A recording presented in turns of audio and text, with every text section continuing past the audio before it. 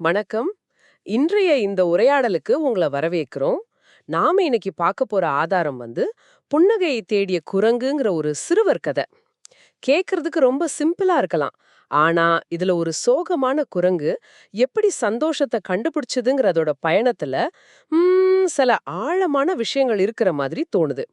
இந்த கதைய நாம கொஞ்சம் எப்படி சொல்றது? அலசி பார்க்கலாமா? ஒரு அழகான காட்டுல இருந்தும் சோகமா இருக்கிற அந்த குரங்கு, அப்புறம் அதுக்கு உதவி செய்ய வர்ற ஒரு கிளி, அவங்களோட பயணம், கடைசியா கிடைக்கிற அந்த புன்னகை. இதுக்கெல்லாம் பின்னாடி என்ன அர்த்தம் இருக்கு?